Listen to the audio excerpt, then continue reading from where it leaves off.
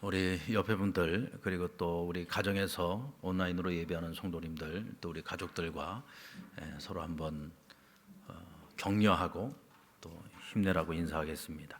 2022년도에도 우리 함께 힘내십시다. 자, 우리 2022년도에도 우리 함께 힘내십시다. 우리 함께 힘내십시다.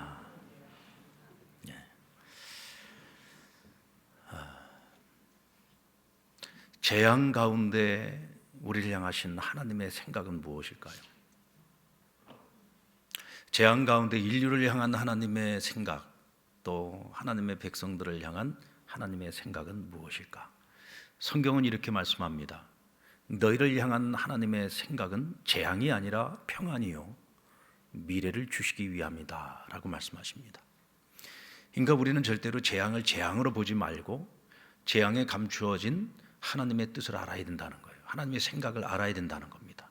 그것은 재앙처럼 보이지만 재앙이 아니라 평안을 주시려고 함이야. 이 평안이라고 하는 것이 그저 단순히 마음의 평안을 말하는 것이 아니라 하나님이 주시는 평강의 능력을 말하는 겁니다. 하나님 평강의 능력을 주시기 위함이요 미래를 주시기 위함이라. 어떤 미래입니까? 희망의 미래를 주시기 위한 것이죠. 이것이 주의 백성들을 향한 또 인류를 향한 하나님의 대전제라는 사실을 우리는 항상 기억하고 살아야 합니다. 인공지능 로봇의 등장과 4차 산업시대의 서막을 알리는 일들이 최근 몇 년 사이에 계속 있어 왔습니다. 근데 어느 날 갑자기 코로나19라는 바이러스 재앙이 온 인류를 덮어버렸어요. 인류가 하나의 전염병으로 온 세계가 동시적으로 이렇게 오랜 기간 동안을 고통을 겪었던 일은 역사 이래 처음 있는 일입니다. 곳곳에서 여러 가지 에이즈라든지 또 여러 바이러스들 창궐로 인해서 어려움을 겪었던 것은 사실입니다만은 이렇게 전 세계적으로 동시적으로 이런 어려움을 겪었던 적이 없고 벌써 이제 우리가 3년째를 맞이하지 않습니까? 3년째를 맞이하고 또 어떤 이들은 혹간에 금년 이 3년 차로 끝날 것이냐 아니면 또 이 3년 차를 넘어서 4년 차까지도 갈 수 있는 것은 아니냐 여러 가지 의견들이 분분한 가운데 있습니다. 우린 지금 3년째 코로나와 지금 싸우고 있죠. 이 코로나 재앙이 인류에게 대체 무엇을 말해주고 있는가? 코로나 이 재앙을 통해서 우리가 반드시 얻어야 되는 교훈이 뭐냐? 그것은 설마 했던 일들이 현실이 됐다는 것을 인정하라는 겁니다. 설마 했던 일들이 현실이 된 것을 이제는 우리가 부인할 수가 없어요. 이건 사실입니다. 팩트입니다. 앞으로 또 어떤 재앙들이 우리 앞에 닥쳐올지 알 수가 없어요. 여러분들 코로나 재앙이 오기 수년 전서부터 앞으로 인류는 새로운 바이러스의 공격 앞에서 많은 어려움을 겪게 될 것에 대해서 과학자들이나 의학자들이 끊임없이 경고해 왔습니다. 이런 일들이 일어날 것을 우리가 몰랐던 게 아니에요. 끊임없이 이미 예고되어졌던 일들이었고 이에 대해서 우리가 대비하지 않으면 분명 역습을 당하게 될 것이다. 계속해서 얘기해 왔는데 우리는 설마 하다가 이 일이 나와는 상관없다고 생각을 했는데 이것이 우리 모두의 일이 되어버리고 말았고 이것이 현실이 되어버리고 말았습니다. 이제는 이거 부인할 수 없어요. 이건 이미 이루어진 현실이고 팩트고 사실입니다. 앞으로 인류는 또 어떤 재앙을 겪을지 알 수가 없어요. 이미 기후재앙은 시작되지 않았습니까? 2021년 이 한 해 동안 얼마나 많은 우리가 이전에 경험해보지 못했던 엄청난 기후재앙, 자연재앙을 우리가 다 이미 경험했습니다. 그런데 그것은 그저 전초전에 불과합니다. 2030년 이전에 앞으로 우리가 정말 전무후무하게 경험해보지 못했던 지구온난화로 인한 기후재앙이 지금 이미 줄지어 우리에게 찾아오기 위해서 대비하고 있고 준비하고 있습니다. 그러니까 우리가 지금 깨어서 우리가 지금 뭔가 결단을 내리지 않으면 지금 줄줄이 지금 우리 앞에 기다리고 있는 이 재앙들은 순서대로 우리에게 찾아올 겁니다. 그런 의미에서 보면 이 코로나 재앙은 하나님께서 우리에게 주신 기회라고 할 수 있어요. 앞으로 올 재앙에 대해서 설마 하다가 반드시 찾아온다. 그러니 정신 차리고 더 늦기 전에 지금부터라도 정신 차리고 온 인류가 다 같이 한 마음이 되어서 종말 기차가 우리를 향해서 폭주하고 달려오고 있는 그것을 멈추게 해야 된다. 아니면 최소한 그 속도라도 줄여야지 된다라고 우리에게 경고해 주고 있는 것이죠. 이것은 어떻게 보면 기회라고 할 수 있습니다. 근데 우리가 이 기회를 기회로 잡지 못하고 기회를 놓쳐버린다면 인류의 미래는 종말입니다. 그러나 우리는 알고 있습니다. 인류를 향한 하나님의 생각, 그것은 종말이 아니에요. 우리에게 때마다 찾아오는 재앙이 있습니다마는, 그러나 그 재앙을 통해서 하나님은 우리로 하여금 깨어나게 하시고 준비하게 하시고 대비하게 하시고, 그래서 우리의 미래가 절망적인 미래가 아니라 보다 더 나은 미래로 나아갈 수 있는 기회를 하나님께서 우리에게 주고 계신다. 이것을 우리 그리스도인들은 특별히 하나님 말씀을 통해서 우리는 늘 들어왔고, 그리고 하나님의 생각을 우리는 누구보다도 잘 알고 있습니다. 그래서 이 땅의 교회가 세상의 희망인 것이죠. 어떻게 하면 지금 우리에게 찾아온 이 재앙 속에서 어떤 교훈을 얻을 것이며, 우리가 재앙이 아니라 평안을 얻기 위해서 우리는 지금 무엇을 준비해야 되는지, 절망이 아니라 미래를 우리가 쟁취하기 위해서는 우리가 지금 무엇을 해야 하는지 끊임없이 고민해야 되고, 하나님 앞에서 무릎을 꿇어야 되고, 길을 찾으면서 종말 기차를 멈추는 역할을 이 땅의 교회와 그리고 믿음을 가지고 살아가는 성도들이 이 시대적 사명으로 알고 이 사명을 감당해야 하는 것입니다. 페르시아 왕 고레스 때에 예루살렘으로 귀환한 이스라엘 백성들이 한 2만에서 5만 가까이 됐습니다. 이들은 유토피아를 꿈꾸면서 예루살렘으로 돌아왔어요. 그들의 선지자가 분명히 말했지 않습니까? 70년 후에 반드시 돌아오게 될 것이다. 설마 했습니다. 그런데 자기들이 살아있는 이 시대에 선지자들의 예언이 성취되는 것을 그들은 경험한 사람들이에요. 정말로 70년 만에 그들이 예루살렘으로 돌아가게 되었습니다. 예루살렘으로 돌아가기 위해 자기들이 한 일은 아무것도 없습니다. 하나님께서 약속해 주셨고, 하나님께서 역사를 운행하시며 일하여 주셨고, 하나님께서 고레스의 마음을 흔들어서 그들로 하여금 예루살렘으로 돌아갈 수 있게 하신 것입니다.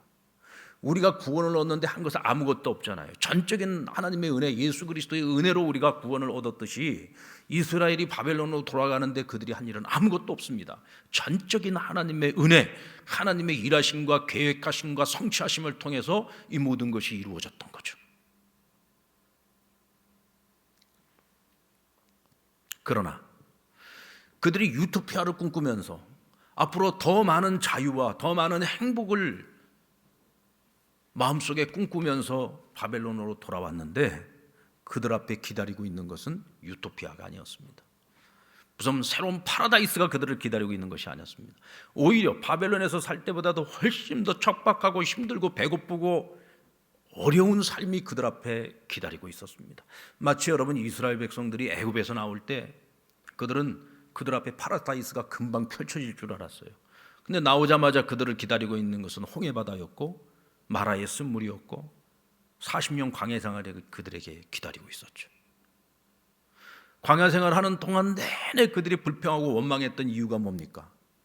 애굽에서 살 때는 그래도 먹는 거 걱정은 안 했는데, 애굽에서 나왔더니 매일매일 하루하루가 하나님의 은혜 없이는 살아갈 수 없는 그런 삶이 그들 앞에 끊임없이 펼쳐진단 말이죠. 시간이 지나가면 지나갈수록 애굽에서 괜히 나왔는가 보다. 애굽에서 사는 동안에는 우리의 고깃가마에 고기가 떨어진 적이 없었는데, 먹고 사는 데는 아무 지장이 없었는데, 단지 자유가 없었을 뿐이고 몸이 고됐을 뿐이지, 그래도 먹고 사는 데는 문제가 없었는데, 그들이 불평하고 원망하면서 마치 애굽에서 나온 것이 자신들에게 재앙인 것처럼 느껴지는 순간들이 있었단 말이죠.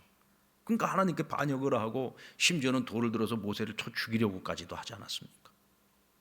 근데 오늘 이 바벨론으로 돌아온 이스라엘 백성들의 처지가 애굽에서 나온 이스라엘 백성들과 하나도 다를 바가 없어요. 유토피아를 꿈꾸고 나왔는데 돌아와서 보니까 황무지예요. 가지고 왔던 돈도 얼마 안 있어도 다 떨어졌습니다.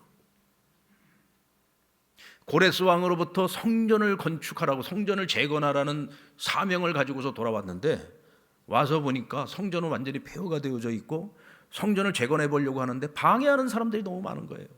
방해하는 세력들이 너무 많은 겁니다. 회방꾼들이 너무 많아요.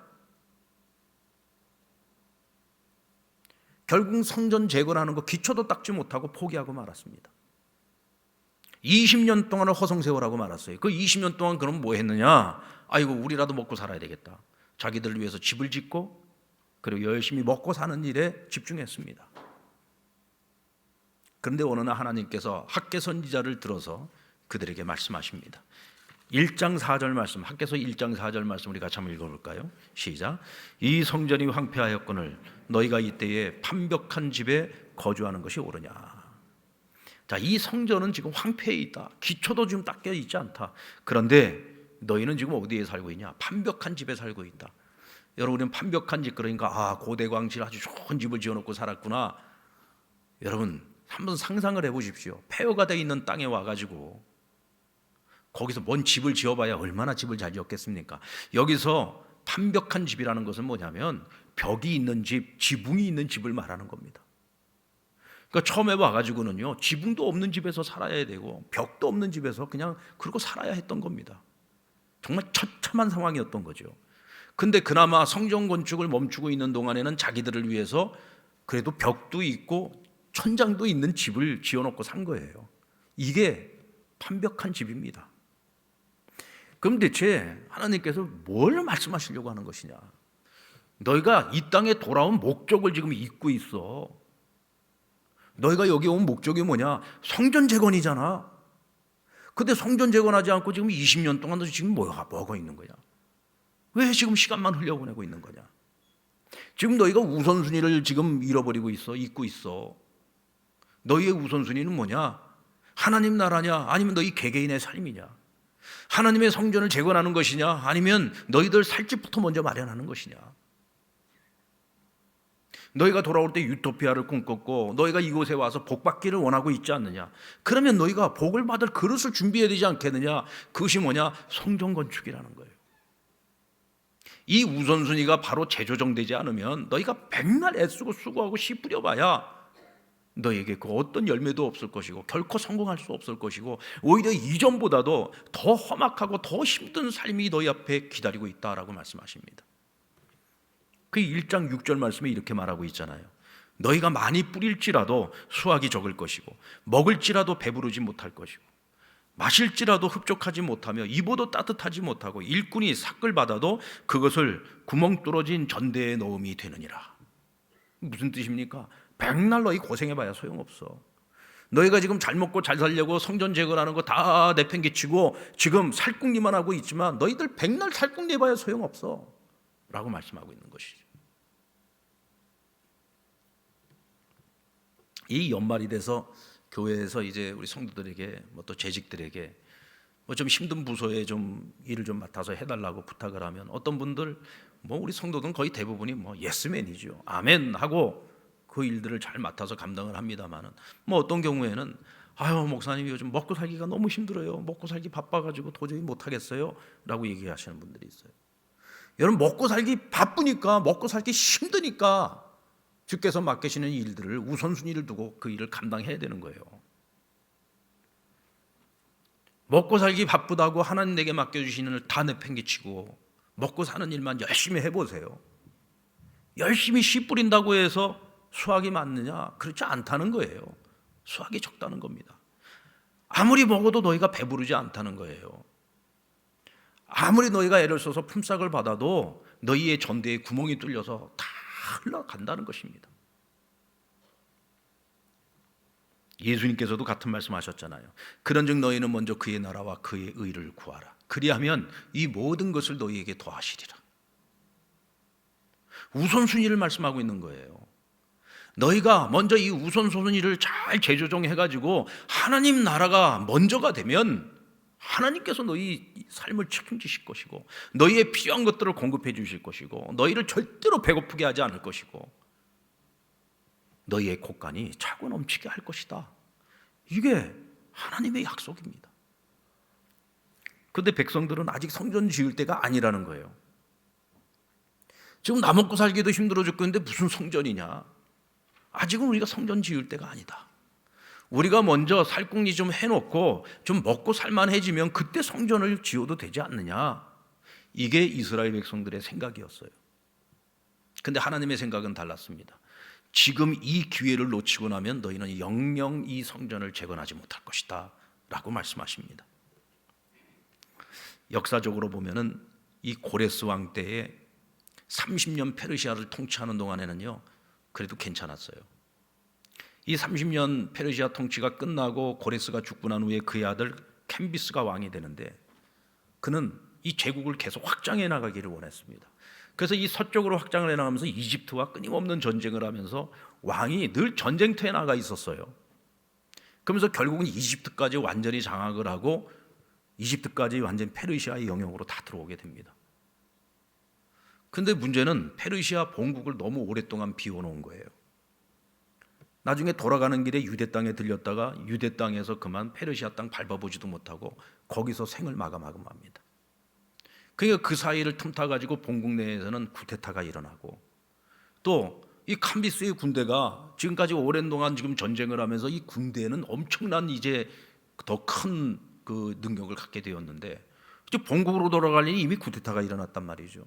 그래서 자기들의 군대 장관이었던 다리우스라고 하는 자를 지지하고 그를 왕으로 추대하게 됩니다.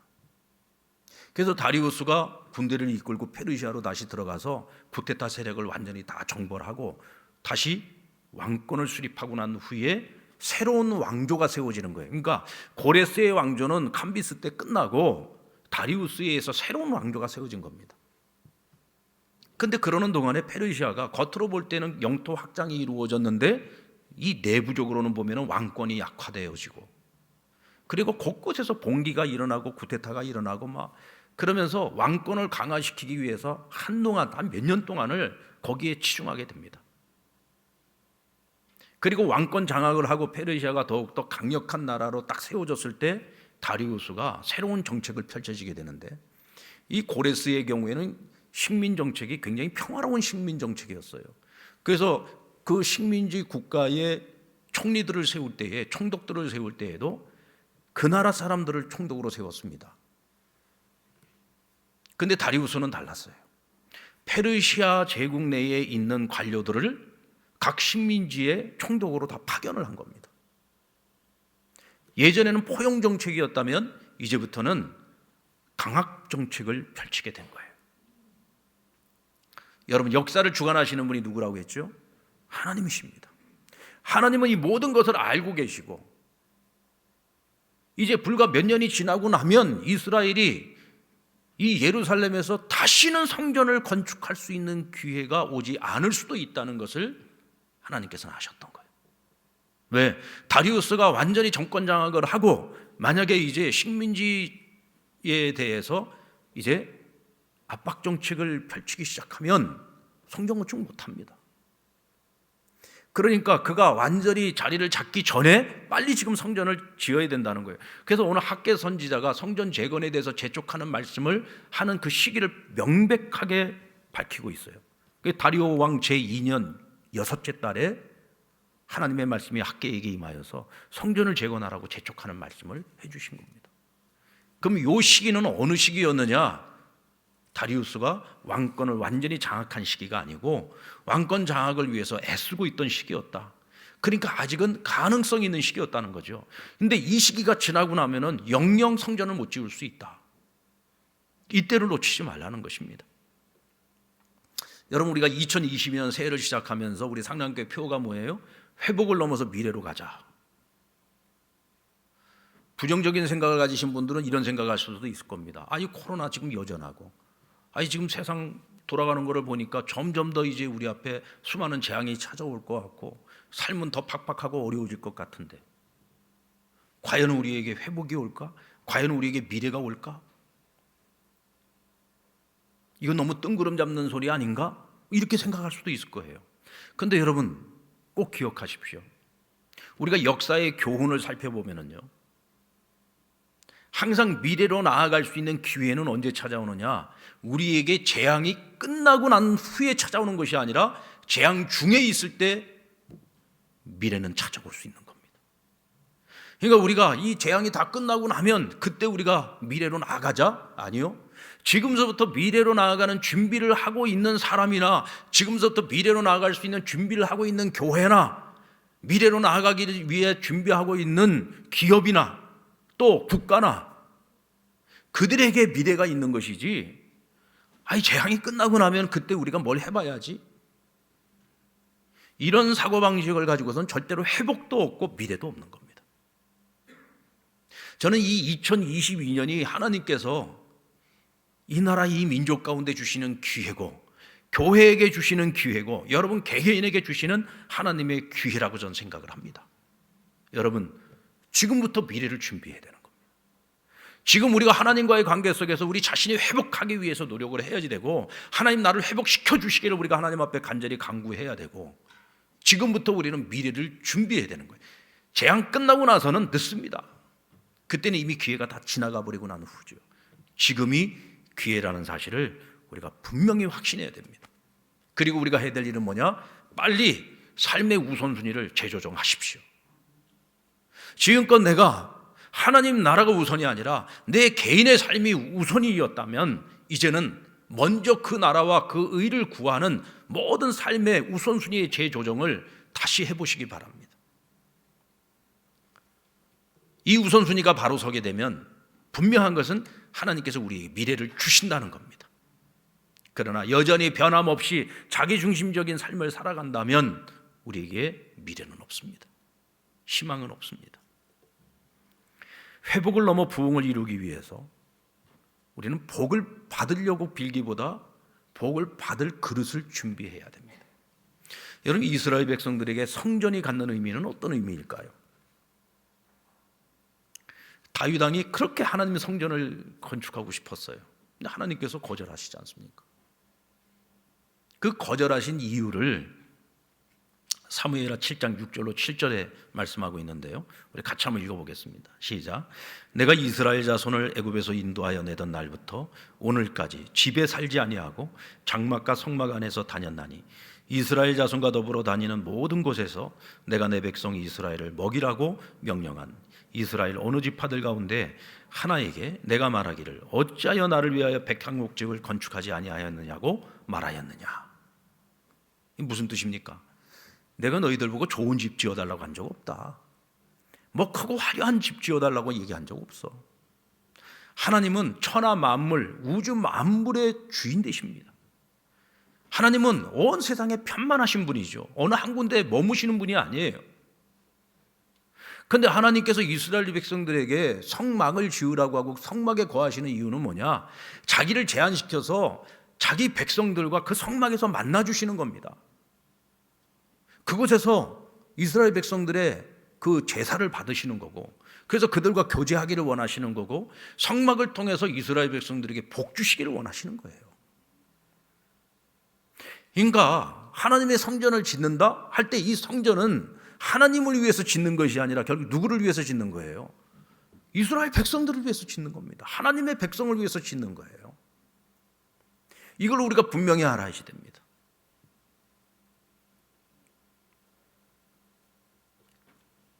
하나님께서 바벨론으로 귀한 이 백성들에게 자기들 살 집보다 먼저 하나님의 집부터 지으라고 하는 것은요,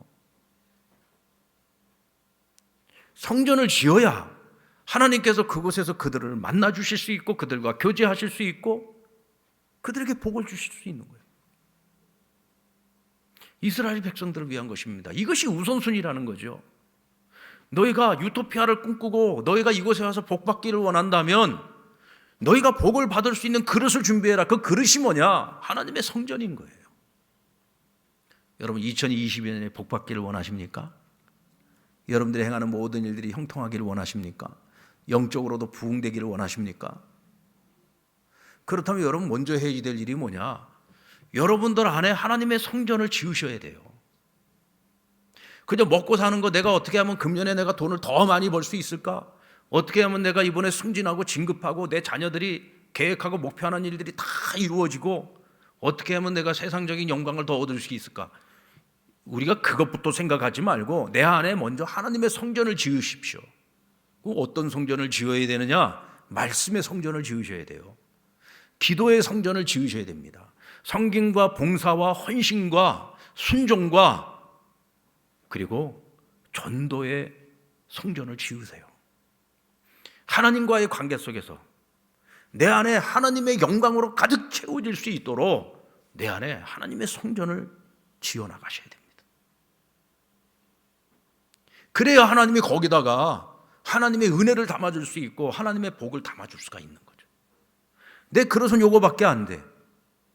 내가 하나님 앞에 준비한 나의 성전은 요거밖에 안 돼요. 그러면 하나님 아무리 많은 것을 채워주려고 해도 채워줄 수가 없어요. 다 흘러넘쳐서 다 잃어버리는 겁니다. 그러나 내 그릇을, 나의 성전을 더 크게 우리가 세워나가게 되면 거기 하나님이 부어주시는 거예요. 은혜를 부어주시는 겁니다. 이때 우리가 씨 뿌리고 땀 흘리고 애쓰고 수고하는 것에 하나님께서 그에 걸맞는 은혜를 우리에게 베풀어 주시고 우리가 궁핍하지 않게 하시고 배부르게 하시고 따뜻하게 하시고 우리가 애쓰고 수고하는 것에 풍성한 열매를 더해 주시는 겁니다. 이때 우리는 오늘의 현재를 디딤돌로 삼아서 미래를 향해서 나아갈 수가 있는 거예요.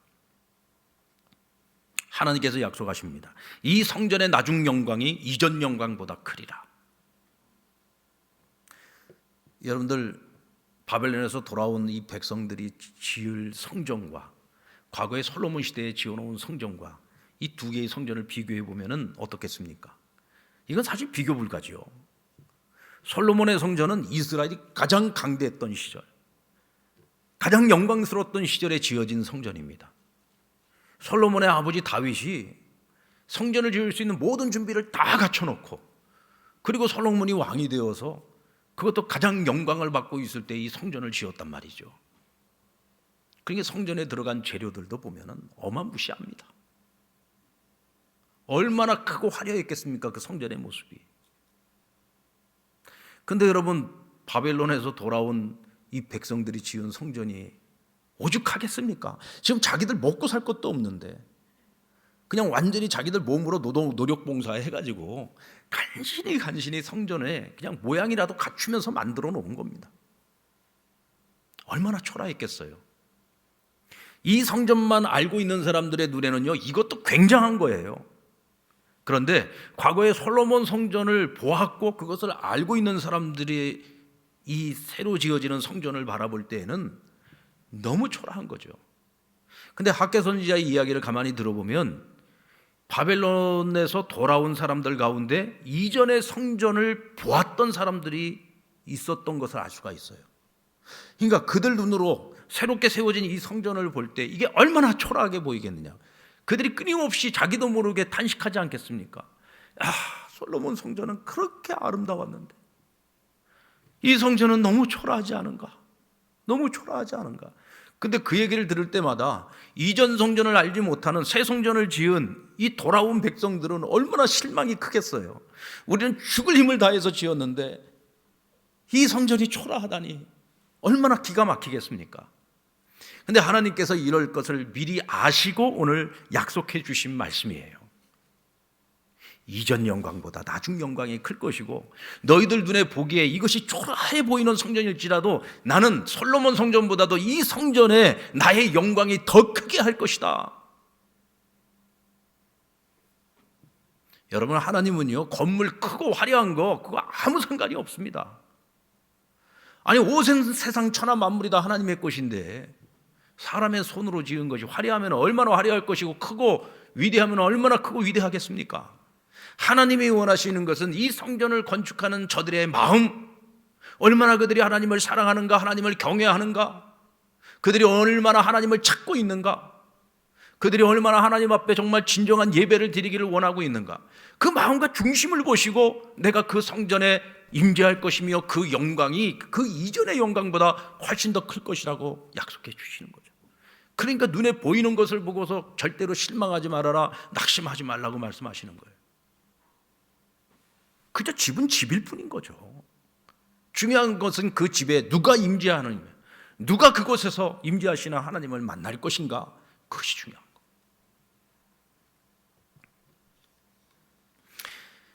코로나 팬데믹 이후에 예배의 모습이 많이 바뀌었습니다. 이렇게 교회 와서 대면으로 예배하는 이들도 있고, 또 여러 가지 상황들 때문에 온라인으로 예배를 드려야지 되는 분들도 있고.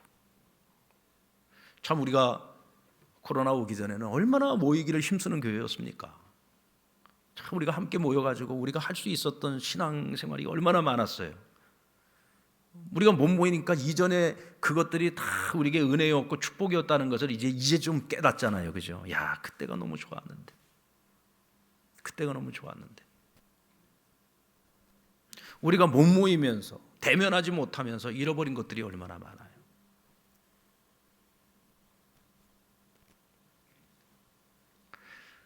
교회의 미래에 대해서 예고하고 있는 많은 교회 성장학자들이나 미래학자들은 이제 코로나가 완전히 종식되고 나면은 우리 한국 교회가 한 30%에서 35% 정도가 빠져나갈 거라는 얘기를 하고 있어요. 그럼 그들이 다 뭐냐? 가나안 교인, 교회에 나오지 않는 교인으로 머물러 버릴 거라는 거예요. 뭐 어쩌면 그럴 수도 있을 것 같아요. 지금 현재도 보면 저희 교회만 하더라도 지금 현재 대면 예배가 지금 회복된 거는 저희가 지금 한 50%에서 한 55% 정도, 60%가 안 됩니다. 그 정도 우리가 지금 회복된 거예요. 그래서 이제 온라인으로 예배하는 성도들이 우리 조회수를 보면 이제 한 1,000회가 넘는데, 그러니까 지금 보면은 교회를 오지 못하고 온라인 지금 예배를 드리고 온라인 상에서 지금 신앙생활하고 있는 우리 상남교회 지금 교인들이 엄청난 거예요. 이 모든 것들이 온전히 다 회복되어지는 데에는 정말 많은 노력이 필요할 겁니다. 하나님의 은혜가 아니면 안 될 거예요. 그럼에도 불구하고 그러면 우리 상남교회의 미래가 어둡냐? 한국교회의 미래가 어둡냐? 저는 절대로 그렇게 생각하지 않습니다. 오히려 이것이 우리에게는 지금 기회일 수 있습니다. 우리가 하나님 앞에서 우리의 신앙이 더 순수해질 수 있는 기회죠. 더 순수해질 수 있는 기회, 본질에 집중할 수 있는 기회가 우리에게 지금 찾아온 겁니다. 우리가 나의 신앙을 다시 한번 점검해 볼 수 있는 너무나 좋은 기회가 지금 우리에게 찾아와 있는 것입니다. 그런데 문제는 이 기회를 내가 하나님과 멀어질 기회로 삼아버리고, 교회와 멀어질 기회로 삼아버리고, 성도들과 멀어질 기회로 삼아버린다고 한다면 미래가 없는 거죠. 오히려 이 일을 통해서 우리가 함께 모이기를 힘쓰고 함께 예배하고 함께 기도하고 서로 사랑하고 서로 섬기는 일이 얼마나 소중한 것인지를 깨닫고 우리가 더 애를 쓰고 노력하고, 오히려 코로나 상황이 끝나고 난 이후에 이전보다 더 열심히 모이기를 힘쓰고 정말 하나님 앞에 신령과 진정의 예배를 드리고자 우리의 신앙의 본질을 회복하기 위해서 더 애쓰고 수고한다면 상남교회는 성장을 넘어서 더 성숙한 교회가 될 것입니다. 창원과 경남뿐만 아니라 전 세계 교회를 책임지고 마지막 시대에 하나님께 정말 존귀하게 쓰임받는 복된 교회가 될 수 있을 겁니다. 우리 개개인의 삶도 역시 다르지 않습니다. 여러분, 이전 영광이 크기를 원하십니까? 나중 영광이 크기를 원하십니까? 당연히 나중 영광이 커야죠. 옛날에 암만 잘 나갔다고 할지라도 오늘 내가 망하면은 아무 의미 없는 거잖아요. 그런 사람들은 맨날 옛날 얘기만 하면서 살아가는 거죠. 미래가 있는 사람들은 오늘 현재의 미래를 향해서 준비하고 과거 얘기하지 않습니다. 뭐 옛날에 금송아지죠. 옛날에 금송아지 자랑 백날 해봐야 소용없잖아요. 그렇지 않습니까? 미래가 있어야죠. 미래가. 하나님의 영광이 우리 가운데 충만해지면 하나님이 우리에게 주시는 축복이 뭐냐? 평강의 복을 주십니다. 자, 여러분 2장 9절 말씀, 오늘 우리가 함께 읽었던 말씀인데 다시 한번 읽어볼까요? 시작. 이 성전의 나중 영광이 이전 영광보다 크리라. 만군의 여호와의 말이니라. 이곳에 평강을 주리라. 만군의 여호와의 말이니라. 하나님의 영광이 있는 그곳에, 하나님의 영광이 있는 가정에, 하나님의 영광이 있는 교회에, 하나님의 영광이 있는 나라에, 하나님의 영광이 있는 행성에, 이 지구라고 하는 이 지구촌에 하나님의 영광이 충만해지면 이곳에 무엇이 임한다고요? 하나님의 평강이 임하는 거예요. 하나님의 평강은 능력입니다. 능력이 우리에게 주어질 때 우리에게 밝은 미래가 있고 희망 있는 미래가 있고 오늘보다 더 나은 미래가 우리 앞에 기다리고 있는 것입니다. 여러분들, 회복은 회복일 뿐이에요. 우리가 회복만을 원한다고 한다면은 회복도 어렵습니다. 회복을 넘어 미래로 나아가고자 할 때 회복이 이루어질 수 있어요. 제가 어저께 TV 프로 중에 유퀴즈라고 하는 프로가 있는데 그 아나운서를 하는 분이 누구냐면 그 개그맨 유재석 씨예요. 유재석 씨가 그 조재호라고 하는 그 파트너하고 같이 이제 길을 다니면서 사람들을 만나서도 하고 뭐 특별히 또 이제 특별한 어떤 인사들을 갖다가 정해가지고 주제를 정해서 만나서 같이 이제 뭐 담소도 나누고 하는 그런 프로인데 그 굉장히 좋은 프로예요. 이런 프로는 아이들도 같이 보면 너무너무 좋을 것 같아요. 배우는 게 너무 많아요. 그 제가 어저께 본 프로에서는 그 숙명여대 범죄심리학과 그 교수가 이제 나왔어요. 그러니까 젊은 여자 교수더라고요. 근데 이 교수하고 같이 이제 뭐 이런저런 얘기를 쭉 나누다가 이 교수가 범죄심리학적 입장이니까 사람을 관찰하는 게 이분 특징이니까 이 유재석 씨에 대해서 자기가 관찰한 거를 얘기를 해주더라고요. 유재석 씨가 10년 전에 이미 우리나라 연예계에서는 최정상의 자리에 올랐다. 근데 이렇게 최정상의 자리에 10년 전에 올랐던 사람이 지금까지도 최정상의 자리를 유지하고 있는 것은 정말 전무후무한 일이다. 여러분, 이 연예계의 이 인기라고 하는 것이 얼마나 순간적으로 지나가는 것입니까? 정상의 자리를 10년을 지킨다라고 하는 것은요, 정말 이건 대단한 거예요. 기적입니다. 그러면서 이분이 하는 얘기가 뭐라고 얘기를 하냐면 10년 전에 최정상의 자리에 오를 때 유재석 씨가 100%를 최선을 다했었다면 당신이 오늘 여기까지 올 수 있었던 것은 매년 200%, 300%, 400% 그 이상의 노력을 끊임없이 해왔기 때문에 당신이 지금 이 자리에 지금까지도 있을 수 있는 거라고 얘기를 하더라고요. 저는요, 그 얘기를 듣는데 마치 하나님의 음성을 듣는 것 같았습니다. 그래, 맞아. 사람들이 언제 가장 많이 무너지느냐 하면 내가 정상에 섰다고 생각할 때 그때 다 무너지는 거예요. 이만하면 됐다라고 생각할 때 그때부터는 내리막길만 기다리고 있는 것입니다. 거기서 유지하는 것도 어렵고 올라가는 것도 어렵습니다. 내가 정상에 섰다고 생각할 때 그때부터 다시 시작해야 되는 거죠. 내가 100%의 노력을 가지고 살았다면 그때부터는 200%의 노력을 해야 정상을 유지라도 할 수 있는 거예요. 거기 더 이상 올라가려면 200 가지고도 안 되죠. 300, 400의 노력을 해야 되는 겁니다. 우리 상남교회가 금년에 70주년을 맞이하는데 우리 상남교회가 오늘날까지 이만큼 부흥했다. 대단하다. 그리고 스스로 만족해서 우리가 지금 정상에 있다고 생각을 하고 지금까지 했던 만큼만 노력하면 되지. 아니요. 지금까지 했던 것만큼 하면 그때부터는 내리막길입니다. 지금까지 해왔던 것보다 이제는 200%를 더 해야 되고 300%를 더 해야 되고 더 노력하지 않으면 내리막길인 거예요. 인생도 마찬가지고요. 여러분, 개인의 삶도 마찬가지인 겁니다. 기업도 마찬가지고요. 여러분, 세상의 기업들을 보십시오. 정말 치열한 전쟁을 하지 않습니까? 뭐 총칼로만 싸워야 전쟁이 아니에요. 기업 전쟁이야말로 정말 무서운 전쟁입니다. 살아남지 못하면 그냥 한순간에 사라져버리는 거예요.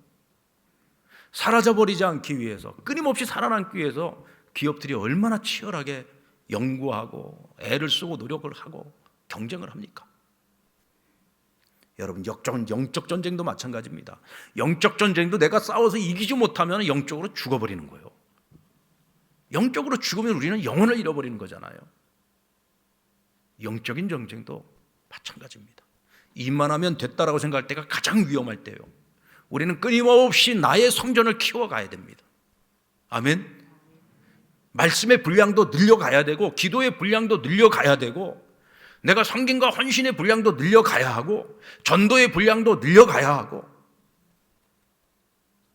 이때 한국교회의 미래가 있고 상남교회의 미래가 있고 우리 이 땅을 살아가는 우리 모든 그리스도인들에게 미래가 있는 것이고 교회가 살면 나라가 살고 국가가 사는 거고 나라와 국가가 살아서 대한민국이 이 세계 속에서 이 지구촌의 미래를 향해서 뭔가 기여하고 헌신한다면 여러분, 종말을 향해서 달려가고 있는 이 지구촌의 미래도 그래도 좀 더 좋은 방향으로 이끌어 나갈 수 있지 않겠습니까?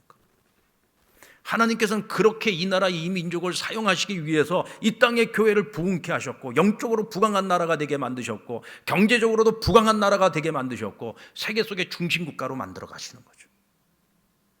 우리는 그거를 알고 우리에게 주어진 이 복을 누려야지 되는 거예요.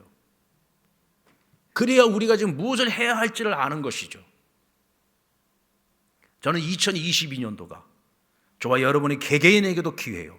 교회에게도 기회예요. 한국 교회에게도 기회예요. 이 나라 이 민족에게도 기회가 되고 온 인류에게 기회가 될 거라고 저는 믿습니다.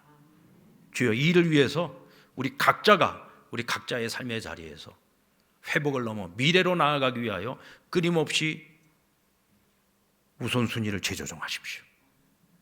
오늘 내 안에 자기의 성전을 끊임없이 구축해 나가십시오. 그리고 하나님이 주시는 평강을 가지고 미래를 만들어갈 수 있는 저와 여러분 되기를 주의 이름으로 축원합니다.